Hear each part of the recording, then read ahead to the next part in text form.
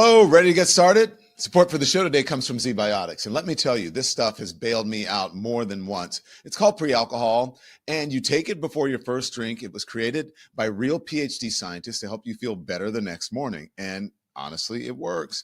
Here's a simple version. You drink, your body creates this toxic byproduct right in your gut, and that's the thing that makes you feel rough the next day. It's not dehydration. It's not getting older. That's not it. Pre-alcohol helps break it down. So you wake up feeling like yourself. The first time I tried it was before dinner with friends. I told you, great food, great cocktails. The next morning, I had to do a show, and I woke up feeling shockingly normal and ready to get back to work. That's when I was sold on this stuff. So if you're going out, you're tailgating, you're celebrating, holiday party, bring ZBiotics with you. Go to zbiotics.com/lemon for 15% off of your first order. Use the code LEMON at checkout. They're going to refund you if you don't love it. No questions asked. Good morning, everybody. Welcome to Hot Topics, 10 a.m. Eastern Time here in New York City on the East Coast. You know the drill. It's good to see you. Of course, we're glad that you're here. Make sure you hit the like and thumbs up because people become aware of our conversation. And what I mean thumbs up, I mean the little button that says like or thumbs up on YouTube, or if you're watching us on Twitch or TikTok or Instagram, or what else are we on? Facebook, Substack. Just make sure you hit the like button. Some places it's a heart, some places it's a like, and some places it's a thumbs up. Okay. So thank you for that, because we want people to hear. We have a very important show today. We have breaking news, and I woke up this morning. It's weird, like when you have these things, right? Thinking about how much chaos that we have lived with in this country for the last few years. And then as I was getting ready out of the shower, this alert hit the news. It hit my phone that the FBI has arrested a suspect in the January 6th pipe bomb case. These are the same bombs that were placed outside the DNC and RNC. These devices forced evacuations. They diverted security. They could have killed people.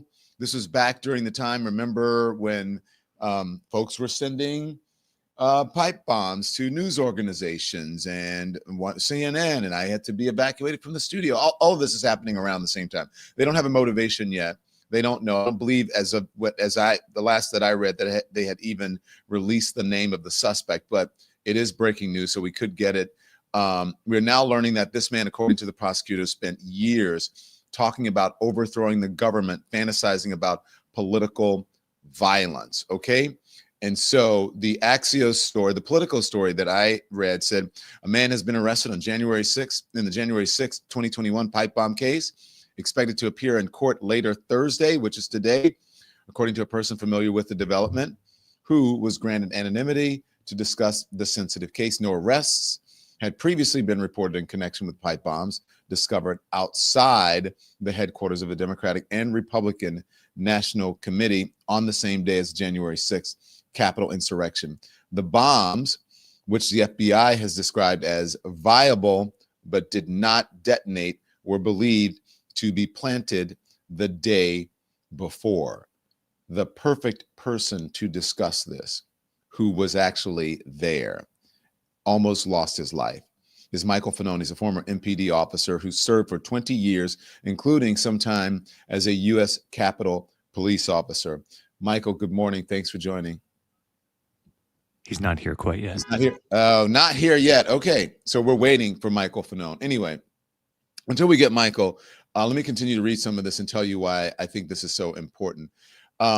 It's because the arrest is the first known break in a 5-year manhunt that had fueled intense speculation and conspiracy theories. The bombs were discovered just as rioters crossed the secure perimeter of the Capitol, diverting law enforcement resources and helping facilitate the mob's breach of the complex itself. Here's a part that made me really stop and think about it. Is because, you guys, in all of this, you think that these people are afraid now. They're not. When I speak to, again, we don't know the motivation here, but I think that the environment that we have been living in for the past decade, that Donald Trump has become the imprimatur for people to do things like this without having to hide them.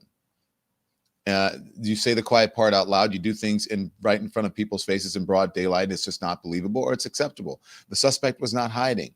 He was posting, according to some of the reports that said he was ranting. And in many ways, he was telling people exactly who he was. You heard they said that in the reporting that this person had talked about anarchy or creating some sort of issue. And it still took almost 5 years to bring him into custody. So look, I don't, it's not an indictment of the FBI agents doing the work on the ground, but many of them have been living with this case for years.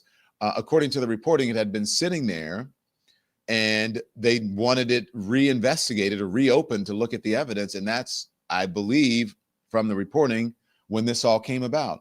This is about a political climate, as I said, that has allowed someone like this to believe that he had permission from the highest levels of power to act out his political violence fantasies. And if you look at January 6th didn't happen in a vacuum. All of these things did not happen in a vacuum.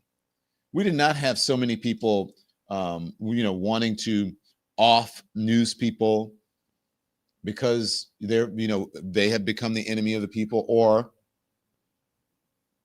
there's always been the threat of political violence or some political violence, but not to this level where you have so many people who are threatening and who have been picked up and arrested and prosecuted for political violence. Now they're saying they're not sure. They don't know if it's connected to January 6th. That it's not, that we don't know if that caused it. It could just be a coincidence.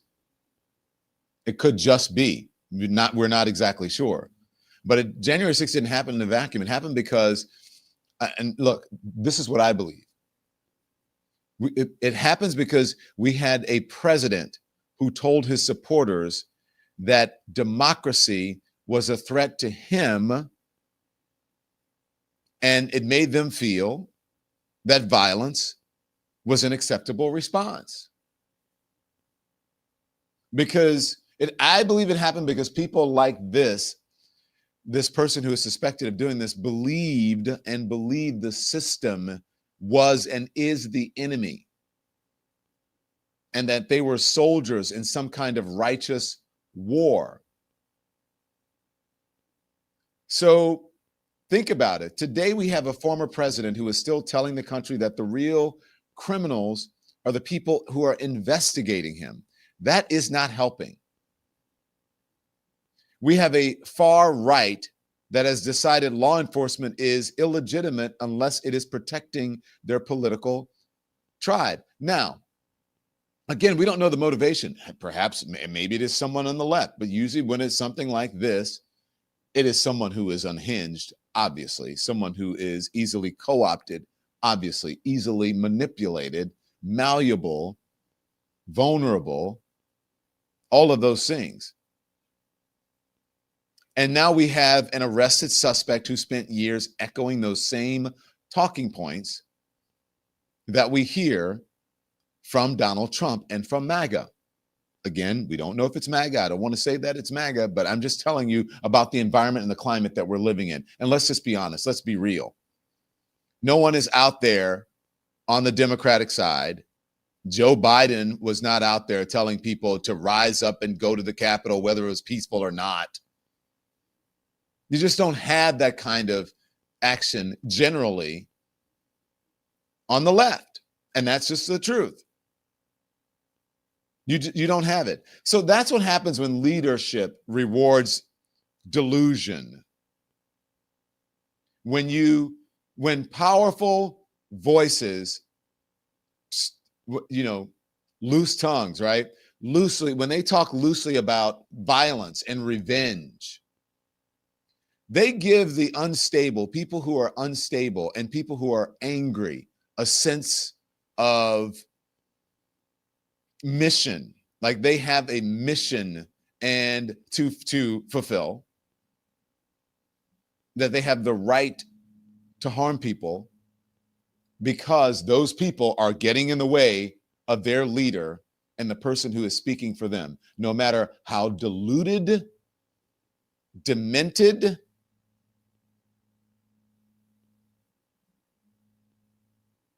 and unhinged that leader or person might be.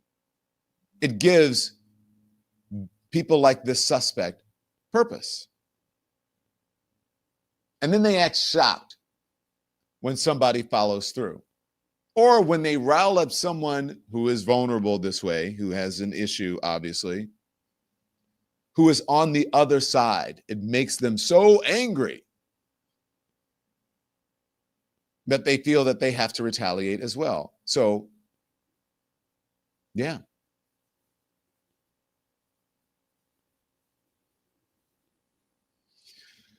So in this moment, that's where we begin.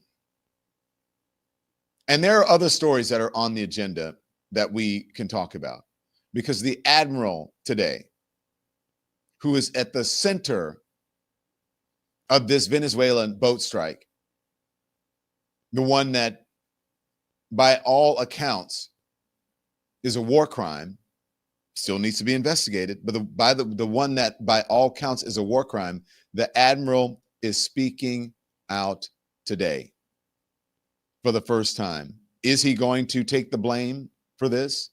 Is he going to somehow try to make excuses for this, to say that it was indeed justified, that these people who were clinging to life on this boat after it had been struck by whatever it is, that they were somehow trying to continue their mission if they were stuck in the water? Admiral Bradley, respected Navy SEAL leader, under scrutiny for double tap strike, set to brief lawmakers.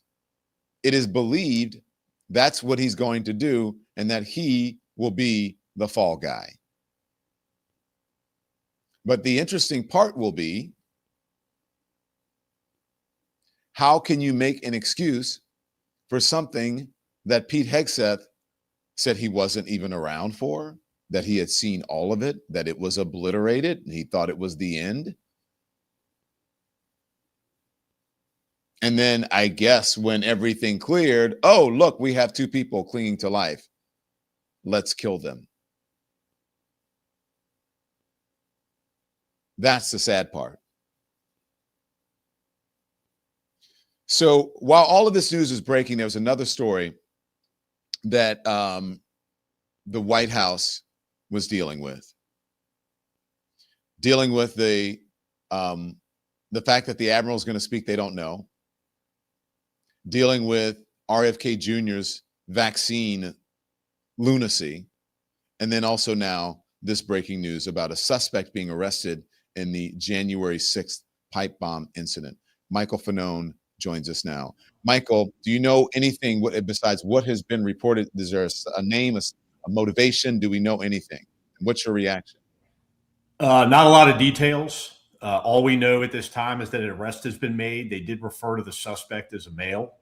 So we believe it to be a male suspect in this case that's now almost 5 years old.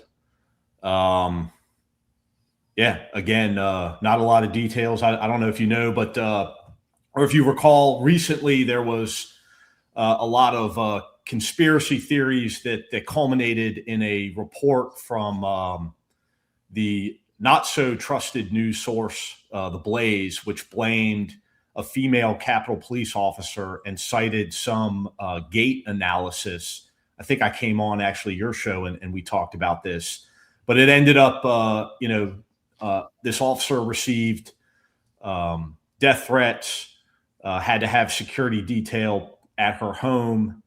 And here we are now, just a few months later, and it sounds like there's going to be some closure in this case that really has been a complete mystery now for 5 years. Michael, go ahead. No, go ahead. What were you saying? I mean, this was a huge part of the January 6th insurrection.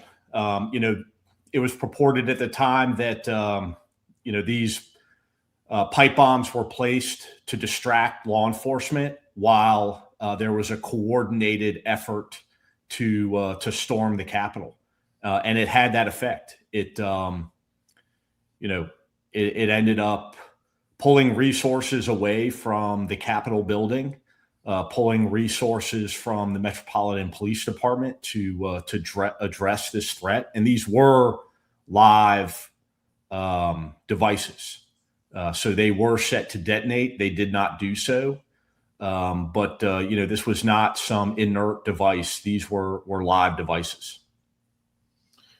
Give us a timeline here. So when, as the Capitol was being stormed, the law enforcement was aware of these pipe bombs?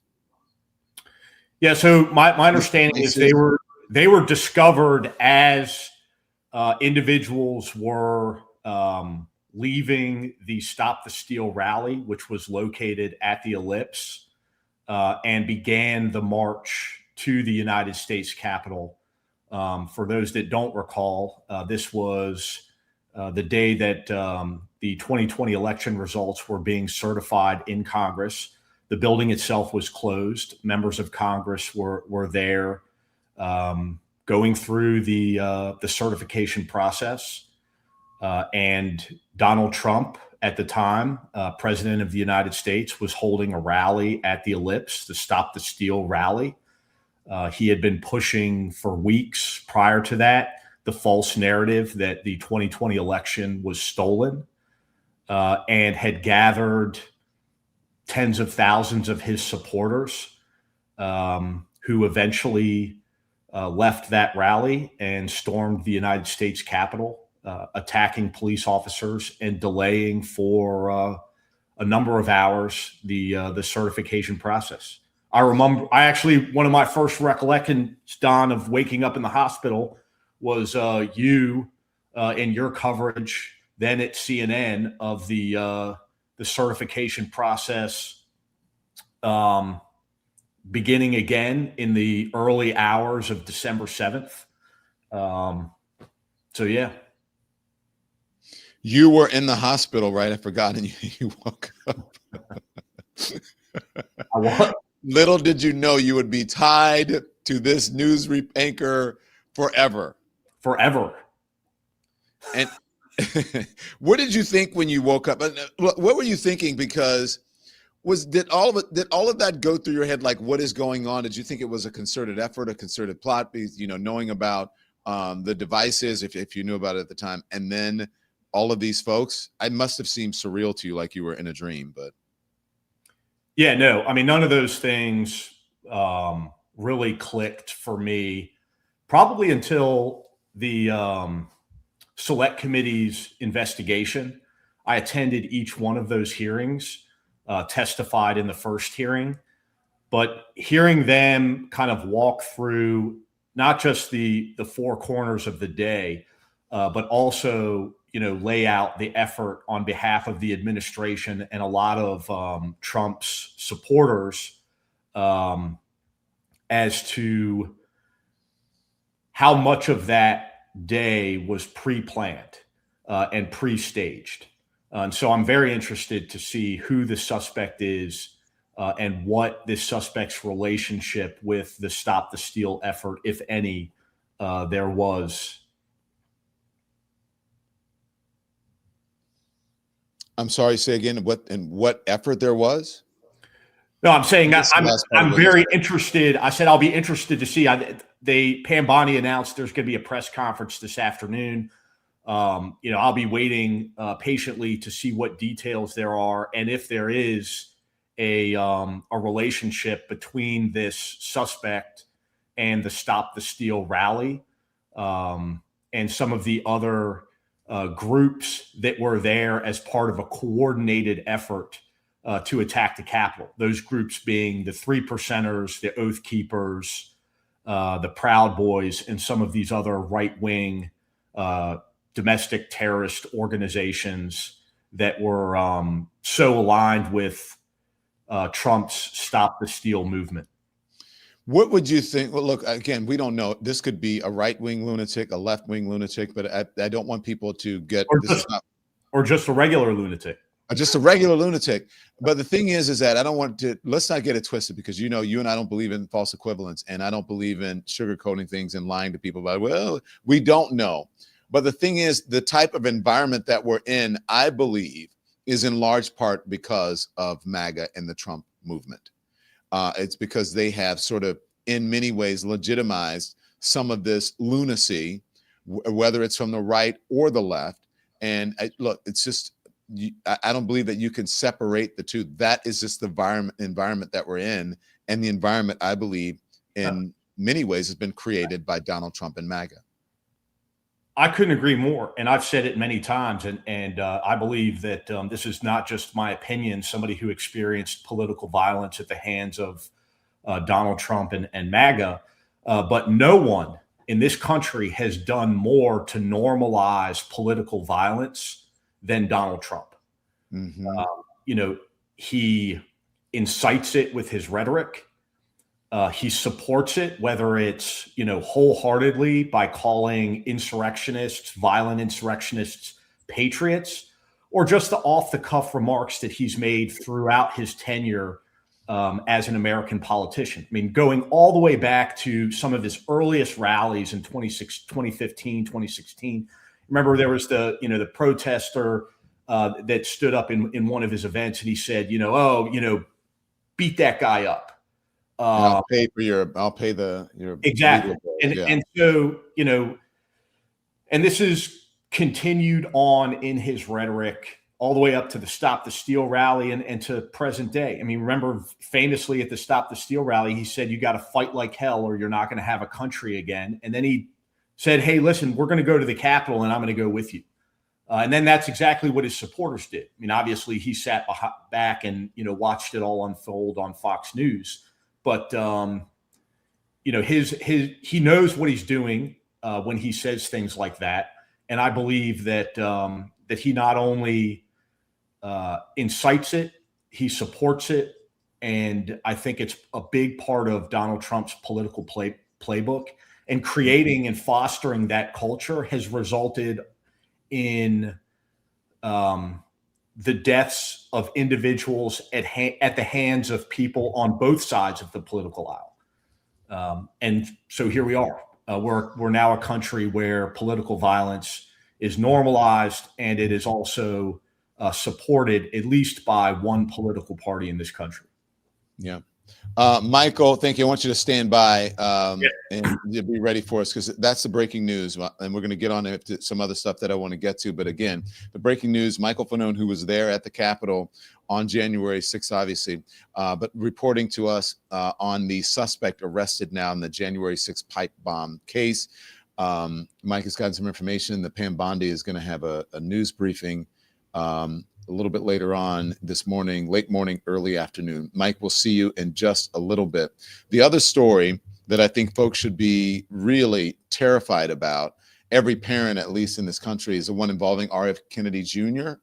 Yesterday, he could not bring himself to support hepatitis B vaccines for newborns, basic vaccines for babies that have been routine for decades, prevented countless cases of diseases. We're going to talk to Dr. Frito about that. First, a word from our sponsors. The episode is sponsored by BetterHelp. And look, the holidays can be beautiful, but they can also be a lot, right? Family expectations, memories, pressure, all of it. And somewhere in the middle of trying to show up for everyone else, you forget to show up for yourself. One tradition that I'm trying to keep these days is actually taking a moment to breathe and check in with myself. Therapy has helped me slow down. It's helped me to get centered and not carry last year's stress into the new one. BetterHelp makes it easy. You fill out a quick questionnaire. They match you with a licensed therapist, and they usually get the match right on the first try. And if not, you can switch anytime. Over 30,000 therapists, millions of people helped, real support when you need it. So if you want to end the year feeling a little lighter, try BetterHelp. Listeners get 10% off at betterhelp.com/DonLemon. That's betterhelp.com/DonLemon. Support for the show comes from Aura Frames. I love these things. I really do. And listen, every year I tell myself I'm going to be that person, right, who finds the thoughtful gifts And every year, somehow I end up panicking and grabbing a gift card and I don't know, whatever I can find at the last minute. Not this time. Aura frames are actually meaningful. They're simple to set up. Download the Aura app, connect to Wi-Fi, and you can send photos or videos straight to the frame from your phone. Your family can add pictures from anywhere. And honestly, that's what people want. They want connection. So I think about the photos my mom loves, the old ones, the new ones, the ones we forget are even in our phones, right? Because that's where they stay. I love it. And Aura Frame brings all of that into one place. You can't wrap togetherness, but you can frame it. So go to Aura, A-U-R-A, frames.com and use the code Don Lemon. That's the promo code for $35 off of their #1 rated Carver matte frame. It sells out fast, so grab it while you can. Okay, so welcome back. Let's talk about this vaccine story because this has ramifications and it could be terrible ramifications for us all, but especially for babies. Dr. Frieda is a triple board certified medical doctor with certifications in nephrology, hypertension, and diabetes. She's a host of the Dr. Frieda Show right here on very popular Dr. Frieda Show right here on YouTube. Dr. Frieda, welcome to the program. When you hear the Health and Human Services Secretary his hand-picked vaccine committee scheduled to vote today on whether to change long-standing recommendations that every baby get vaccinated against hepatitis B within 24 hours of birth. What do you think? I think he's going to cause millions of Americans to lose their lives. It's not an exaggeration. It's not hyperbolic. We know, Don, that the hepatitis B vaccine has saved lives. So we could just look at the data. We look at the data. We know that prior to 1991, so prior to that hepatitis B vaccine being required at birth, we had 18,000 cases of hepatitis B in children. After 1991, fast forward, now we only have about 20 cases per year. And we know that hepatitis B can cause liver failure, cirrhosis. It can cause patients to need transplants, cause them to have ascites, cause them to have bleeding problems. It's really a disease with high morbidity, and we have a safe vaccine that has worked for decades. And here's the real thing, Don. He has no data. He has no data, no evidence to support him. And so if you have mothers who leave with their babies who don't have vaccines, well, if you're a mom who has means, if you have money, if you have transportation, sure, you can go back and you can get the hepatitis B vaccine. But it's really going to affect mothers who have low income, who are in rural areas, and it is going to affect lives. He's supposed to protect our health, but he's going to cause more deaths, no question. He is now in the position of influence in the federal government, weighing in on these public health decisions. And Dr. Frieda, he's still playing games with conspiracies and pseudoscience. It is unclear whether this panel, called the Advisory Committee on Immunization Practices, or ACIP, could significantly delay or eliminate that so-called birth dose of the shot for babies whose mothers test negative for the virus. The group tabled a vote on the vaccine in September because some members called for a more robust discussion first. Now, does this give you some sort of hope that they may not change it, that, you know, cooler heads will prevail? But even now, doctor, I mean, that we're even in this position discussing this is problematic. It's very problematic, Don. And sadly, and I'm an optimist. I really am the glasses half full type of a person. But when RFK Jr. took this position, the first thing he did was fired all 17 members of the ACIP. These were members who were tried and true. They were scientists and they were pro-science, pro-health, pro-evidence. So he fired them. And so now we have a new batch of handpicked ones, many of whom have had anti-vaccine rhetoric. And so that makes me not so optimistic that they will do the right thing. And he's still making changes as far as the people making health decisions. And he's choosing people who have a history, again, of anti-vaccine rhetoric. And so I'm not very optimistic just based on the history of the people in the committee. And the fact that we're even talking about it is ridiculous. There's absolutely no evidence. It's a safe vaccine. It saved lives. And if you talk to anyone, you know, I did my internal medicine pediatrics residency at Georgetown University Hospital. And so I saw patients kids who had hepatitis B, who had liver failure. And even now, as a kidney doctor, hepatitis B is one of those viruses that can lead to kidney failure. And so the health ramifications are endless when it comes to getting hepatitis B. The prevention is simple and safe. This is dangerous, and this is just the beginning. Okay, this is the tip of the iceberg. He's going to do more. He is doing more to ruin the health of this country. Yeah, look, I don't think you can say it any plainer, and I want to be plain here. When people cannot protect a newborn from a preventable virus, I don't think that you can be taken seriously as a leader. I mean, this is the man that Trump empowered in the Department of Health and Human Services, somebody who questions the foundation of modern medicine, someone who floats ideas that, excuse me, Dr. Frieda, that makes scientists around the world put their heads in their hands. And we live in America, the most advanced nation on the planet, I believe. And look, there's a larger thing here. It's all connected, I believe, a president who elevates misinformation. But when that misinformation is, if we're looking at the possibility of it, what they're investigating today, the person that they have arrested, right? There's all a connection here, elevating misinformation, getting people riled up. But this one has a more immediate danger to the larger society and not just some people who were at the Capitol. Sadly, that's important. But Right. this can affect the entirety of the United States, if not the world, because we don't live in a place where borders stop diseases. Exactly, exactly. And when you're in administration and you're not willing to protect the most vulnerable among us, the babies, then who will you protect? And we know that this is not a right, left, Democratic, Republican issue, because even when you look back at the hearing for RFK Jr. and you had like the senator of Louisiana, who was a physician, questioning him and making him promise not to mess with the vaccine schedule, you know that people who actually voted for him to have him confirmed, RFK Jr., knew better. You know that many of the intelligent people, you don't have to be a doctor, you know better when it comes to vaccine saving lives, just like the measles, the mumps, the rubella that he's separating. You know that we had millions of deaths before the vaccine, and then we eradicated measles, but now we have the highest cases of measles that we've had in over 30 years. Everything is lining up that RFK Jr. is wrong about vaccines. And you look at whooping cough, at pertussis, we have the highest number of cases of whooping cough that we've had in decades. Everything points against him. Yet, due to the leadership, RFK Jr. is still being allowed to ruin the lives and take the lives of Americans. If we don't wake up now, I don't know what's going to happen.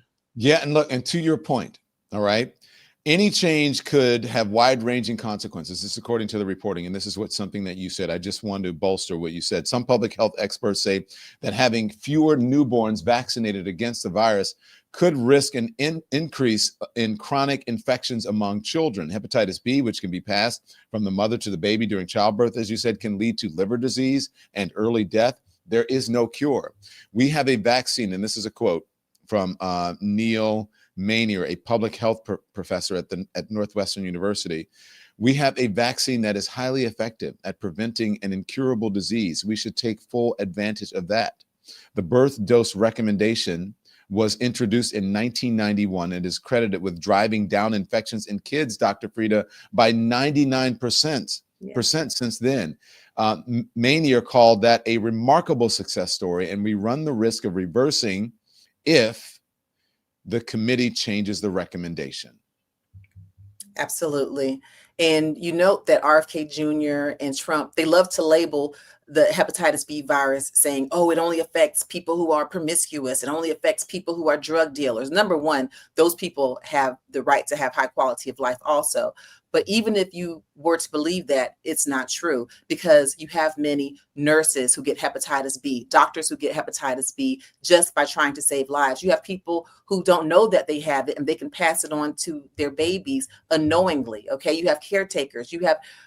There's a reason why we had 18,000 cases per year of hepatitis B in children before the vaccine. It's because it was out there, it was being passed to children through no fault of their own. Now we have a safe way to prevent it. But if you take that away, especially with no evidence, we're headed down a slippery slope. He's already trying to mess with other vaccines, and he's falsely stating that things like the COVID-19 vaccine, he's saying, oh, it's caused death in children. You know what caused death in children? The COVID virus itself did. He's trying to mess with the other vaccines. It feels almost ridiculous to talk about it because the evidence is so highly stacked against what RFK Jr. is doing. And, you have to look at the top.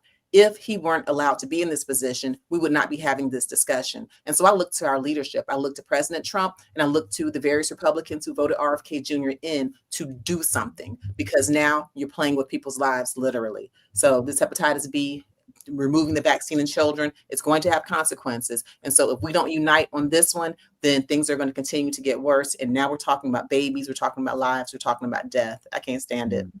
Dr. Frieda, thank you so much. I appreciate you taking the time. I know that you're very busy. You're working. You have patience. Yeah, I'm in office. Yeah, I can see that you're in office. Thank you. All right. We'll see you soon. Be well. All right. Thank you. Dr. Frieda, everyone. Look, amazing that we got the information from her. So let's talk about this, because I think that this is all connected for me. Then I said it with Dr. Frieda. You have a president who likes to platform, elevate misinformation. And then you have this movement, this MAGA movement that treats expertise as the enemy. Remember, I love the poorly educated. So the moment you start talking facts and things that make sense, it's like, no, that's the elites. A government that's full of people who got their jobs because they flatter the man at the top, not because they know what they are doing, in a country now dealing with the consequences. So I'm going to talk to you in just a moment about what is happening with Pete Hegseth and what's going to happen with Admiral Bradley, who is set to speak today, and people believe he is going to justify what happened, and if justify and or become the fall guy for this. But I just want to show you one quote real quickly. And that quote is from Representative Jim Himes. And this is from Manu Raju, who says that Representative Himes, top House Intel Dem, who just got briefed on the double tap strike by Admiral Bradley and chairman of the Joint Chiefs of Staff. Himes told a group of us just now, what I saw in that room was one of the most troubling things I've seen in my time in public service. Representative Jim Himes. That's what he's saying. The Epstein story, in the meantime, is also back in the news. A reporter who I shouldn't say broke the story, perhaps you could say that, but who wrote up the information on the photographs and all of that, and who's been doing the reporting for the New York Times, is going to join us in just a moment. But first, a word from our sponsors, and we're back with Michael Gold. The Don Lemon Show today is sponsored by MSI Reproductive Choices, and their work is real. They're out in 36 countries providing contraception, safe abortion care, essential reproductive health care, often in places where they're the only provider. This year has been brutal. Aid is disappearing. Clinics are closing. And when choices shrink, women's futures shrink with them. MSI is still standing because people refused to look away. People who believe women deserve control over their own bodies, their own lives, their own futures. A donation goes a long, long way. $65 can provide contraception for 10 women for a full year. That is real impact. So if you want to help keep this work going, you can text LEMON to 511-511 and go to msiunitedstates.org. Text fees may apply, but the difference you make is larger than you think. Support comes from Brickhouse Nutrition, and this is the final stretch of their big Cyber Monday sale, everyone. Everything is 30% off, but only for a little longer. If you've been thinking about trying Lean, their weight loss supplement that helps you lose meaningful weight without injections, this is the moment right now. So if you want to try Creatone, their creatine made specifically for women, same deal. And if you're like me and you've been using Field of Greens to sneak more fruits and vegetables into your day, yep, that's 30% off too. Okay, all of it. They've got supplements for sleep, collagen, energy, all of it doctor formulated. All of it is on sale. So go to brickhousesale.com, save 30%, It's that simple. BrickHouseSale.com.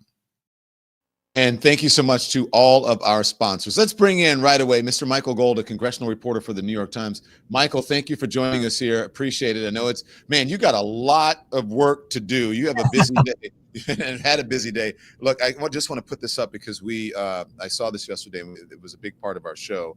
But this was your reporting that you did on the photographs. And people are fascinated by these images inside of the home. I want to get to that, but let's talk about. Did you hear what Jim Himes told Manu Raju? Yes, he did. Yeah. I mean, so look, the House and Senate intelligence committees are getting briefed on what happened in Venezuela. Obviously, there's been a lot of questions about that. I think General Kane is here and Admiral Bradley are both here. There's been so much kind of back and forth with the administration and with the Pentagon over what actually happened. And obviously, Congressman Himes is limited in what he can say, but he seemed, pretty distressed. And I think that what he said to us will probably add to the concern that crimes might have been committed here. Yeah, but Himes is quite moderated. He is not. Yes. He's not a flamethrower, right? Yeah. So no, it's very striking to have him say, this is one of the most troubling things I've ever seen. And to come out explicitly and say, like, here are two people who were very clearly in distress, who had no way of getting out of the water, no way of getting anywhere. And they were subject to this strike. The justification, according to what I hear, is going to be that they were trying to continue on with what they were doing, their illegal activity. But how can they continue on with illegal activity when they have been severely wounded in the water? And from what I hear, I have not seen the photograph of the pictures like lawmakers, but they were sort of clinging to life on that vessel. I think there's so much open question here. And obviously, I haven't seen what the lawmakers have seen. So I want to be really clear about that.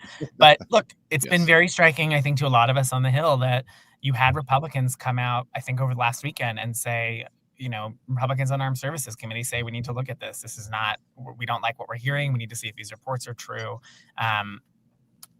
So much of this is classified, but I think we expect to see some results out of these Republican-led investigations and to get some answers. I don't know whether there will be a hearing, but I think that the reports have been very striking. When you're there, and I know, but look, from my limited time, I'm not there as much as you are. I'm not a congressional reporter, but I've been around and I can get a feeling. When you are there on the Hill, you get an idea of the sentiment and like, this is going to be bad. This is not looking good for this person and not looking bad for that person. What is the sense there? Because I see it even Republican lawmakers are saying, you know what, this does not look good. If the reporting turns out to be accurate. Yeah, look, I think that's the condition that everyone is putting on this. But the best kind of comparison I can make is when Signalgate happened. I don't think you saw as many Republicans expressing this much concern. And at the time, that felt like such a big moment where people were questioning the administration. But, this was earlier in the year. Republicans were more willing to stand by it. I think in this case, people want more information. They really want more information. They don't like the reporting. And I think even people who tend to be more skeptical of the media have said, well, we don't think these reports are true, but we want to know what actually happened. So you think there are going to be big investigations, Senate hearings, congressional hearings, televised, if they will even show up for that? I mean, we'll see. The House and Senate Armed Service Committees, the top Democrat and top Republican on both committees said they want inquiries. They're asking questions, and we'll just kind of have to see what the administration does. And if the administration doesn't respond, what the next step is. I cover oversight, small O oversight here on the Hill, and there hasn't been a lot of it from this Congress. Republicans have been very reluctant to openly criticize or subpoena information. And actually, Epstein is one of the few areas that has broken through. But we'll have to monitor this. Things move slower than people want them to here. So I think we're not entirely sure how much is going to get done before these guys leave. And they only have 2 more weeks left before they go home for their December recess. Hang on, Michael. This Rand Paul soundbite that we have, guys, this is a prelude to regime change, war. Is this related to this? Is this Venezuela? Probably. Yeah. Yes, it is. Yes, it is. Okay, let's hear it. Let's hear it, and then you can respond to it. Here it is. Apart from the recent boat attacks, are you okay with this huge military buildup? I know you don't like the boat attacks. I got that. But this is a huge military buildup. What do you think to that? I think the boat attacks are a prelude to an invasion of Venezuela. I don't like the idea of an offensive war. I like the idea of regime change. It's really one of the things I liked about Donald Trump was that he was against the Iraq war. He was against the war in Libya. He was against the war because often regime change leads to chaos and great expenditures both in lives and in treasure. So I hope that's not what's coming, but it certainly looks like it's a possibility. Yeah. And then did you see him yesterday? Let's just play a little bit of yesterday, guys. Andy, if you have it. And I want Michael to respond, because when you have someone like Rand Paul, saying, hey, look, this is a problem and we're not getting information. Here it is. If they're armed, show us that they're armed. If they're not armed, explain to us why we kill people who are not armed. So we usually think of war, we think of those people are taking up arms and they may kill our soldiers, so we kill them first. That's war. But these people, we haven't been told if they have arms. 2 of them they killed in the water, but 2 of them they scooped up. And did they arrest them for drugs and get drugs that were floating around in the sea? Did they look for arms? No, they just released them and said, go back to your home country, which really wasn't Venezuela. It was Colombia and Ecuador. So I think this whole thing is a terrible situation, but we as a country should not be so easygoing as to say, well, an accusation is enough. We sometimes make mistakes, even in our country, even when we're very, very careful. The DNA Innocence Project found that there were people in jail in our country with full due process, but we made a mistake. They've been in jail for 20 years. Do we really think blowing up boats without any kind of process? We got records from the Coast Guard yesterday that we released of boats stopped off of Venezuela before we had this new policy. So we've had an interdiction policy for 100 years probably, where we interdict people on the open seas and the Coast Guard does it. The Coast Guard statistics say that of boats off Venezuela, 21% of those boats didn't have drugs. And it's amazing to listen to some of the support for this. It's like, well, 79% is pretty good. It's like, really? You'd kill 21% innocent people just because, well, the majority of them must be drug dealers, so we're fine. No, that's not very thoughtful, and it's actually an extraordinary reprehensible precision. You said you're a small oversight reporter. Look, for me, it's shocking that I find myself agreeing with Rand Paul. You're different. You're a reporter. You have to remain objective. But this is an interesting time. And also later on in that interview, he said he is not getting information on the information for Signalgate and the information for this, and the people who are allowed to report on it, especially at the Pentagon, are only people who will write favorably or report favorably about the administration. This is a dangerous position for us to be in.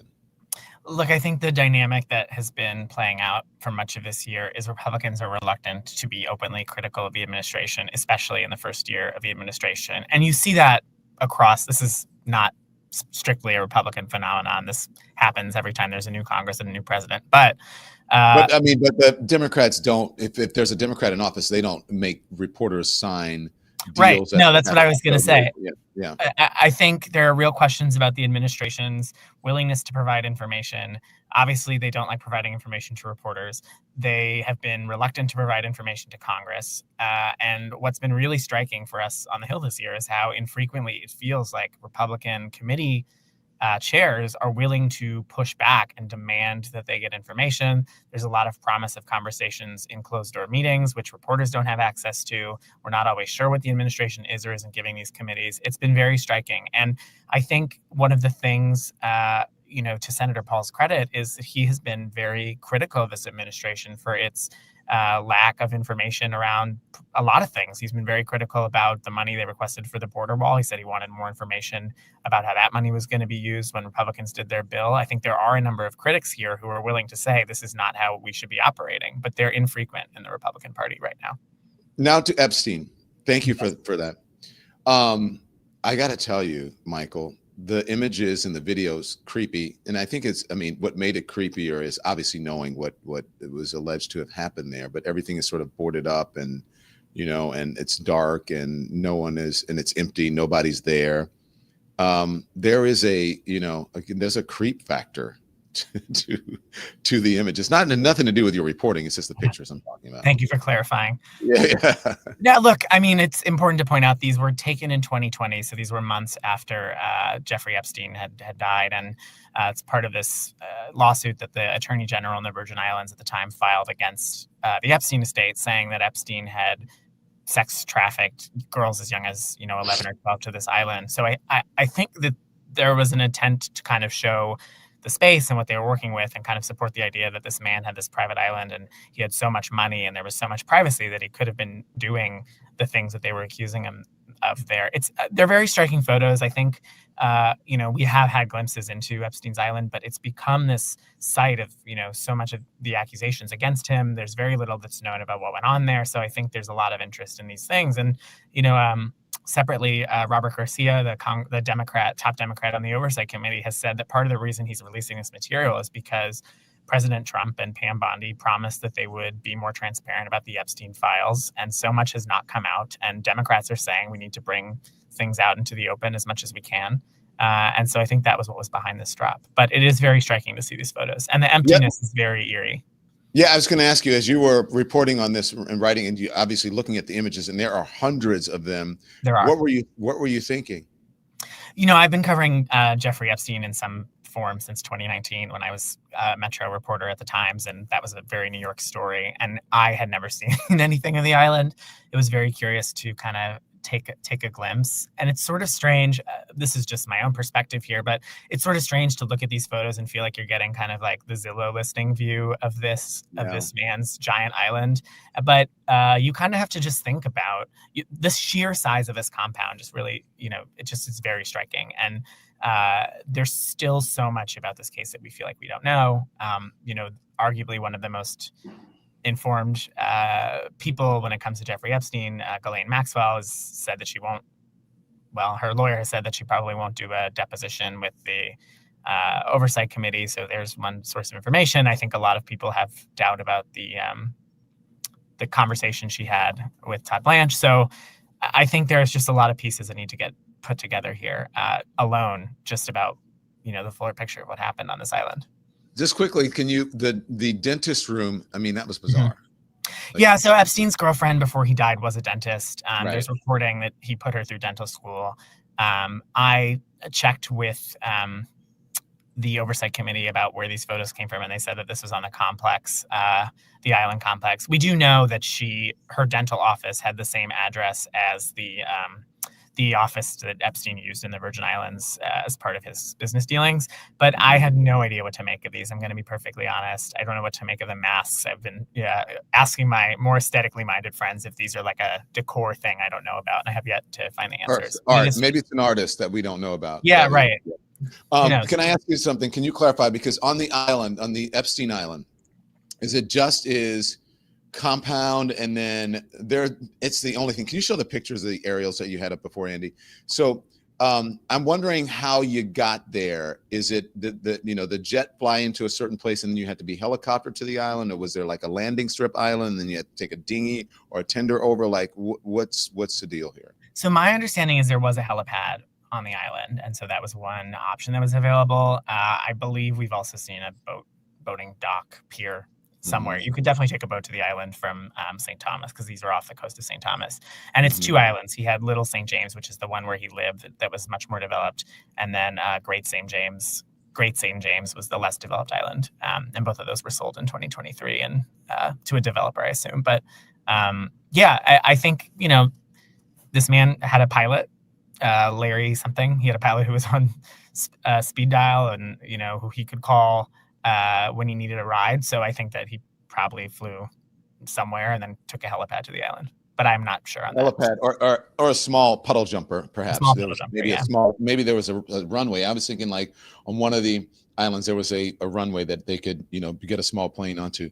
What was the other thing that I wanted to ask you? Oh, has anyone seen? These are 2020. It's been sold to a resort. Has anyone visited the resort, or are there any new photographs of it? It was sold to an investor who said he planned to build a resort. I should have been more clear, but I actually don't know. I haven't gotten the Times to send me to the Virgin Islands to check, but maybe when Congress is on. You should go. You should ask the developer. We'd like to see. Michael Gold, thank you. Did we miss anything? Do you know anything about what's going to happen with this suspect for the pipe bombs? Not your bailiwick. No, I can't say that I do, but I'll be watching. I think this has been a big question that we've all had for a while. Thank you. I know you have a busy day, so take care. Eat your Thank Wheaties. You. That's old school. Thank you. Michael Go from the New York Times. Great reporter. We love having him here on the program. So there you go. Look, there's a lot of news happening today, right now. We were talking about, guys, if you can get the thing that we were talking about, my speech last night, if you can. But there's been so much news. And last night I was at an event for The Root, where I was honored for independent journalism. And I gave a speech, but before I put the speech up, I just want to tell you, pardon me, is that we talked about this news cycle and how it was so quick. And even on the panel yesterday with Ben Shapiro, Tara Palmieri, and Dave Pachman at Reuters, we talked about how fast this news cycle, it used to be a news cycle that would, things that would happen and last for 2 weeks, became, within the last 10 years of Trump, became a week, and then it became 3 days, and it became 2 days, and it's 24 hours, and now it's like 12 hours or even less. If you think about the news, like today, the vaccine story should be a big story that is on all day that people talk about. Oh my gosh, that will probably get short shrift. Jeffrey Epstein photographs being out there should be a story that should have lasted for a while. That happened yesterday, and it's barely in the news anymore, if at all. Do you guys know what I'm saying? And then, you've got this pipe. Well, you've got Pete Hegseth, which would probably be out of the news, sadly, if the admiral wasn't speaking today. Now, and then you've got the pipe bomb thing, which, is it a distraction? Did they need a distraction so they went in to investigate? I hope they found the person. I hope it's the right person that they found, and I don't think that they would arrest someone. Well, we don't know. Let's see. This is a Trump administration. But is that a distraction, again, from the Epstein files, again, from Venezuela? I mean, the news cycle is crazy and brutal, and that's why I always tell you, you can be informed, but you don't have to be inundated. And the thing that I found that I found myself agreeing, and I think I told you this yesterday, with Ben Shapiro, sitting there next to Ben Shapiro. And I've known Ben Shapiro for a long time. He used to come on my CNN show, and we would have conversations or debates that were legitimate and we weren't just fighting for the sake of fighting. And sometimes we found ourselves agreeing on things. That doesn't happen anymore. It's just, everyone likes to fight and all that stuff. I hate that, which I'll tell you about in my speech. But anyways, when I tell you can be informed without being inundated, he says he does a very similar thing, which is he tells people to put their phones down on the weekend and be with your family. And I'm like, I agree. I said, that's why I don't bombard my subscribers and viewers with stuff on the weekend. Sometimes I'll do it. And if I do it, it'll be fun. I'll do karaoke, or I'll go have, and usually you see me in communion and in the community, either having breakfast with someone at a diner, celebrating a friend's birthday or something, celebrating my birthday, or talking to people, getting man on the streets and, hey, what's going on? How do you feel about blah, blah, blah, blah, blah. Not like bombarding people with content. So I believe that you must take time for yourself. And so I agreed with him on that, because when and Peter's not going to like this, my producer, we talked about people who live on Twitter and live on social media, and how sometimes that can make you less informed, because you're getting things in sound bites and little short snippets that you don't know are true, and you're just reacting. Everybody's so reactive. Oh my God, did you see this person said this person said that? Oh, I hate them. Oh, can you believe? Oh my gosh. When it's really not a big deal. Like the funny thing with the name card from Pete Hegseth the other day, where it was SS Secretary of State. Okay, we get it. The SS during the Nazis in Germany. We get it. The SS. We get it. Third Reich, all of that. And oh, look how dumb he is. Well, Pete Hegseth is not making that card. And so he actually didn't, someone is making that card. Do they hate him? Are they trying to make fun of him without him knowing it? He didn't notice it, or perhaps, I don't know if he saw it and didn't care. But it's not a big deal. It should not distract us from the important things. And social media tends to do that. It's fun to make, okay, I get you can make fun of it and compare it. It's great, and whatever, the White House gets lots of mistakes. Okay, we can do that. But what's the real story? All right. So right now we're living in a moment where a lot of things are culminating. We have someone who's become the imprimatur or imprimatur, however you want to say it, of political violence, I believe, in this country, put it in vogue. And so now we are dealing with the consequences of all that. You got the man arrested for pipe bombs that he planted allegedly during an attempted coup. Another man who once ran the country asking crowds to trust him when he says he alone can fix it. And then we have the stumbling and bumbling Pete Hegseth through scandal after scandal while lecturing people who have twice his courage, like Senator Mark Kelly, 10 times his record, if not more. And then you have rest in peace. You have RFK Jr. refusing to stand up for basic science.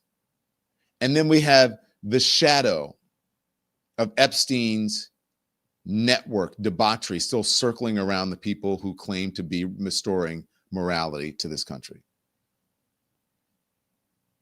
So people ask me why I open the show the way I do with a monologue sometimes, or the way it does, why I come out swinging every single morning and every single evening is because I think we need it. I think you only need to get the important stuff. A lot of it's just superfluous. The answer is very simple.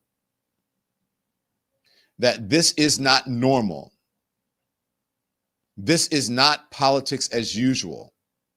We cannot play by the rules that we played by before.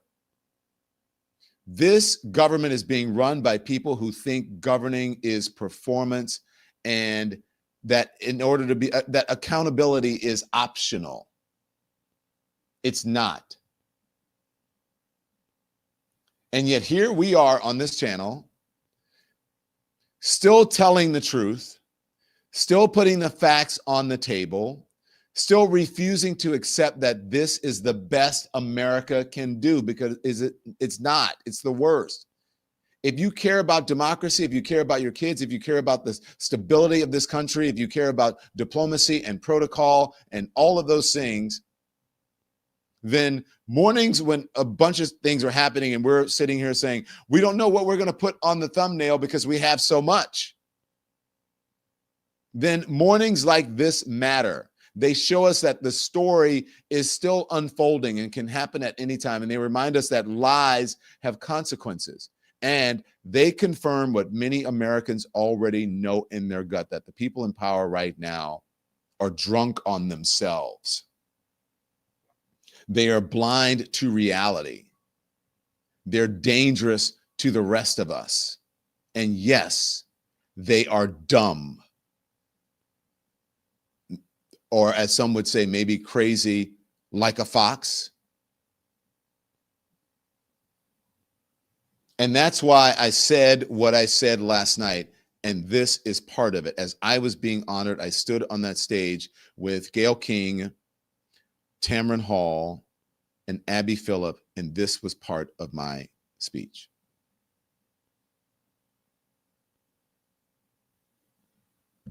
I'm sorry. My StreamYard's acting really weird. It's not rolling? No, whenever I click, it does like a double click. It's not working. Can you add it to the stage? Oh, wait, there we go. Oh, wait, there we go. And let me say this very plainly as someone who is now in independent media. Independent media has no time for false equivalence. We don't have to insult our audience by pretending that both sides are the same when one side is grounded in truth and the other side is grounded in lies. We don't hand our platforms to people whose only purpose is to distort, distract, and demean. That is a luxury that legacy media might still indulge, but we will not. Because when our rights, our safety, and our humanity are under threat, telling the full story, our story, through platforms that we own and control isn't just important, it is essential. It is survival. It is how we honor the truth and protect our community in a world that too often benefits from our silence. And silence is no longer an option. Tamron Hall. So I want to thank the Root for giving me the opportunity to speak last night and for this award as one of the most influential, and honoring me for independent media. There were great independent journalists who were there last night, including Roland Martin, who has been doing this for a long time, and a lot of folks who were honored. And I was indeed honored to be on the stage with those very talented and accomplished journalists. But regardless of whatever room I'm in or whatever set I'm sitting on or wherever I am standing in the world, I believe that we are in times that are extremely dangerous and where we must stand on business every single day, where we cannot relent or kowtow to the administration, to the corporations, and to the voices that want to sideline us and marginalize us. And I don't believe, as I said at that Reuters panel, what I do believe, what I know is that journalists are not the problem. We have journalists out there doing amazing work. The gatekeepers are the problem. Those are the people who are trying to influence the journalists and the journalism and what is disseminated in this country. Their ideologies, whether it be political or religious ideologies, whatever are their social ideologies. The corporation should stay out of the journalism and let the journalists do their work. That is not what's happening now. And that's why independent journalism is so important. And that's why it is incumbent upon you to support us, because that's how we stay viable. It, as my mom would say, do you know, when I would ask my mom, can we do this? She would say, you know, that costs money, right? It costs money to do this every single day. And I see you guys in the comments saying that's support, I support. Thank you. I appreciate that. But in order to get real information and journalism without corporate influence, we need your support to be able to do that. The very same people who are influencing the journalism in this country are the very same people that the journalists are supposed to be holding to account. The people who own the companies, the billionaires, the oligarchs, the land barons, the robber barons, the congressmen, senators, presidents, Supreme Court justices that we're supposed to be holding to account, their feet to the fire, speaking truth to power without fear or favor. Those are the people that we are supposed to be doing that with, not allowing them to influence what America hears. So thank you for your support. I appreciate it every single day on this program. Welcome to all of our new members. Make sure you subscribe to whatever platform that we are on to keep us viable, whether it is me, whether it is Jim Acosta, whether it's Joy Reid, whether it's Roland Martin, whether it's whether it's Van Lathan or anybody who's out there. Okay? I said what I said, and I ain't changing it. If you want to know anything about the Don Lemon Show, go to donlemon.com. Anything about our program, anything about our company, anything at all, go to donlemon.com. You can find anything. And everywhere I go, people ask me, where can I get the merch? You can get the merch at donlemon.com and just click on merch, okay?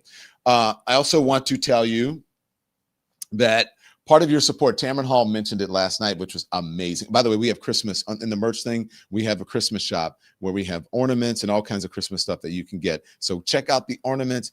Thank you for supporting. Look at that. So go get, I can't wait for those ornaments I can't wait.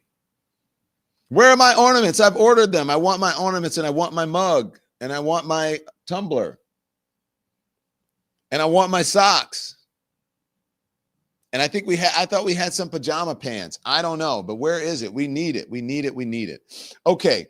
Tamron mentioned it last night. New Year's Eve. New Year's Eve in New Orleans. There it is right there. The Don Lemon Show will be on Frenchman Street at DBA and the Spotted Cat, Lemon Nation. So you can come in person if you want. It is a ticketed event. There's VIP tickets. There's all kinds of things. We're going to have a section specifically for Lemon Nation. If you guys come, there will be a Lemonhead Lemon Nation section here. Okay. New Year's Eve, VIP experience, everything. If you want it, you can go and get it. And we're going to make this a tradition. So pray for us that this all works out. Keep us in your thoughts and your prayers. And thank you for supporting. So New Year's Eve, make sure you tune in. I think we're going to start about 5 o'clock Central Time, which will be 6 o'clock Eastern Time. We're going to go past midnight. Okay. Big Frida's going to be there with me, working on other hosts and all kinds of celebrities. But here's the thing that I want you guys to know. There is no other city in the country, in the world, like New Orleans. I believe it is the biggest party city in the world. People just go there and they want to let loose and they want to have a good time. And I grew up with that. And so I'm going to take you there. It's going to be a New Orleans New Year's Eve. New York, okay, fine. We've seen that a million times. We're taking you to New Orleans. We're going to have line dancing. I'm not going to have anybody telling me what to do, except for you guys. If you tell me you want my ear pierced, I'm going to do it. Okay? So we are just going to have a great time, and we're going to get rid of this old 2025 and all the bad stuff, and we're going to take the good stuff into 2026. Okay? So that's what we're doing New Year's Eve. So make sure you tune in, or if you want to come down to New Orleans, you can come. You can be there. It's ticketed. It's a block party. The street's going to be blocked off. Look, I don't know what I'm doing, but I'm doing it. Last night, Gayle King was like, Don, I'm fascinated. You're doing this all by yourself. I said, yes, I've hired a production team, all that stuff, company. We're doing it. She said, it's just going to air on digital. I've said, yeah. I said, Gayle, that's the era that we're in now. Digital. Tamron said, I'm going to watch. You better watch. It's going to be amazing. And then Abby said, yeah, we're all going to have some shots of tequila watching. So there we go. There you go. So you can be informed without being inundated. Until I see you back here at 5 p.m. Eastern Time here. Oh, by the way, Chicago, December 10th, the 10:30. It's not 11:30. I don't know why I keep saying that. The 10:30 show still has tickets. We added another show. DL Hughley and I are going to be in Chicago. The 7:30 early show sold out. Tickets still available for the 10:30 show. Chicago, December 10th. Chicago, December 10th at City Winery. Just Google City Winery. Go on the City Winery website. Don Lemon, DL Hughley, December 10th in Chicago. December 8th in Philadelphia, sold out. The early show on the 10th in Chicago is sold out, but you can get the late show, okay? And then check us out for New Year's Eve. Man, we're moving. The Lemon Nation is moving. Woo, woo, and growing. Until I see you back here at 5 p.m. Eastern Time here on the Don Lemon Show on the Don Lemon channel for Live at 5. Lemon Live at 5. Turn the TV off. Thanks so much for watching, everybody. Your support means the world to us. Don't forget to hit that like button and subscribe so you never miss a show. We're live every weekday at 10 a.m. and 5 p.m. Eastern Time with new clips dropping at 2 p. and 8 p. And if you want even more Don Lemon Show content, join the Lemon community. Members get exclusive posts, behind-the-scenes videos, and live chats just for you. So hit the join button or visit our channel page to sign up. Thanks again for all your love and your support, and I'll see you next time.